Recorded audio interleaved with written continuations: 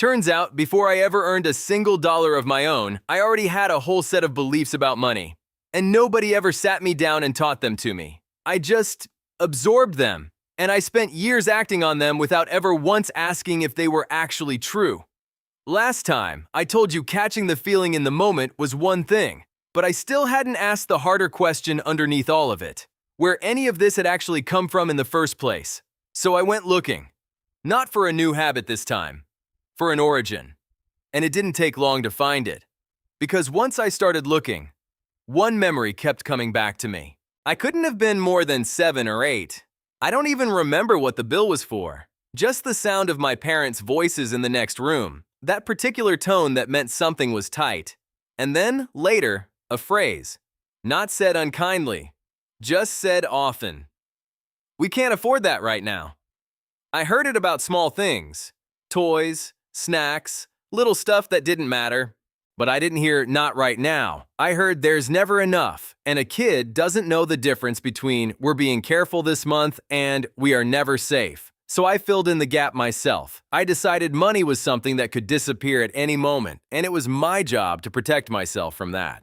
There's another one that stuck even harder. I was in a store. I don't even remember what I wanted, just that it felt important at the time. And I asked for it. And the answer wasn't just no. It was, "What, do you think money grows on trees?" I laughed it off at the time, probably. Kids do. But that phrase did something quiet and permanent. It wasn't just, "We don't have the money for this." It was bigger than that. Money is this rare, limited thing that doesn't just appear, that has to be defended, that could run out if I wasn't careful enough. 2 different moments, months or years apart probably, both teaching me the exact same lesson without either of them meaning to. I didn't think about either one again for years. I didn't have to.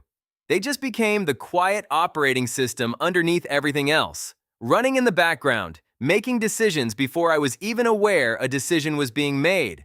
And once I saw it clearly, I couldn't unsee it. Because that belief, money can disappear any second, so protect yourself, that's not just a sad memory. That's the exact engine behind everything I uncovered in the last episode. Think about it. Stressed? Grab something now while you still can. Bored? Fill the emptiness before it turns into nothing. Left out? Prove to yourself you still have access to something. Anything. Celebrating? Better lock in the good feeling fast, before it slips away like everything else always seemed to. Every single one of those 13 purchases wasn't really about the feeling in the moment. It was an 8-year-old inside me, still bracing for the money to run out, still trying to grab a little safety while he still could. Here's what got me though.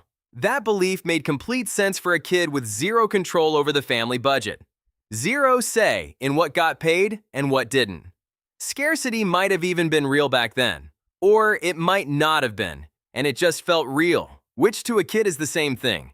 Either way, the belief was doing its job. It was protecting me. And I want to say this clearly because I know how easy it is to hear all of this and start feeling embarrassed, like you should have figured this out years ago. You didn't choose this belief. Nobody sits an 8-year-old down and asks permission before handing them a lifelong operating system. It got installed quietly, without a vote, the same way it happens to almost everyone. The only thing that's actually in your control is what you do now that you can finally see it. But I'm not that kid anymore.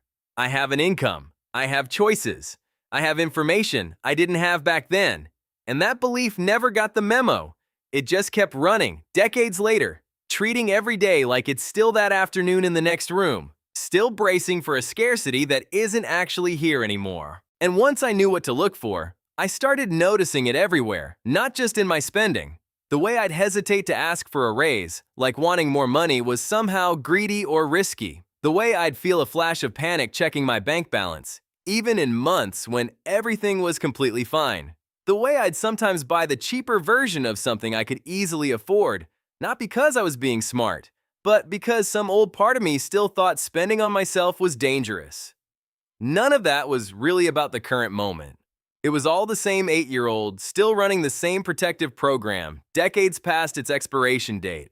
If that just hit you, because you've got a version of that same phrase running somewhere underneath your own decisions, something you heard so often it just became true, hit that like button right now. Because you're not alone in this. And Mo is just getting started. So once I saw where it came from, I didn't need another habit to build. Not this time. This one called for something different. Something I only had to do once to change how I saw everything after. Here's what I did. I sat down and I wrote out the one sentence about money I heard the most growing up. Not what I thought I believed, what I actually heard over and over until it stopped sounding like an opinion and just sounded like a fact. For me, it was, we can't afford that right now. And then I asked myself one honest question. Is that still true? Not, was it true then? Is it true now? For the person I actually am today? With the life I actually have? And the answer was no. It wasn't true anymore. Hadn't been for a long time. But nobody had ever told that 8-year-old the news. So I told him. I want to be clear about something though. This isn't about blaming anyone.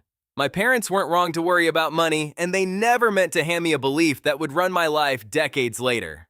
Beliefs like this don't come from bad intentions. They come from real moments, filtered through a kid's mind that didn't have the tools yet to know the difference between this is hard right now and this is who we are forever. That's the whole exercise. Not a daily habit, not something to check every time you're about to spend. Just once, write down the sentence. Ask if it's still true, and if it's not, you get to be the one who finally tells yourself the update.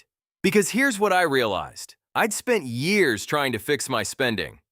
But the spending was never really the problem. It was just the symptom of a belief that never got to grow up along with me. Now, I know scarcity isn't everyone's story. Maybe yours wasn't about money running out. Maybe it was money as love, gifts standing in for attention you actually needed. Maybe it was the opposite of mine. Some version of money is shameful to care about, so you never learned to look at it closely at all. The specific sentence is different for everyone, but almost everyone has one. Some phrase, repeated enough times in childhood, that quietly became the operating system running underneath every financial decision you've made since, without you ever once being asked if you agreed with it. A few weeks after I did the exercise, something small happened that showed me it actually worked. I got an unexpected bill, nothing serious, just an annoying, unplanned expense. And I felt that old flinch, that instant lurch of, see, it's happening, the money's running out. Old me would have reacted to that flinch instead of the actual bill. Would have gone and bought something completely unrelated just to prove to myself I still had control over something. This time, I caught it mid-flinch. I recognized the feeling for what it actually was. Not today's problem, but yesterday's fear wearing today's clothes. I looked at my actual numbers. I could cover it, easily. The 8-year-old in me didn't know that yet because nobody had told him, so I told him again, and the flinch passed, and I just paid the bill and moved on with my day. No purchase, no spiral, just a slightly outdated alarm going off, and me finally recognizing the sound. That's the difference an origin makes. Catching the feeling gave me a way to stop it in the moment. This gave me a way to understand why the moment kept happening in the first place. Together, they finally started to feel like the whole picture. And look, if nobody ever taught you this stuff, that's exactly why this channel exists. Hit subscribe, because Mo figured it out, and now it's your turn. I thought that was it. I thought once I understood where the belief came from and I'd updated it, the story was basically finished. It wasn't, because there was still a question I hadn't let myself ask. Not about me, not about my childhood, about the world I grew up believing in, the one that made sure people like me would never really be taught any of this in the first place. And once I started asking that question, I realized it wasn't just my family that shaped what I believed. Something bigger had been shaping it too. Stick around, because where Mo goes next, you're not going to want to miss it.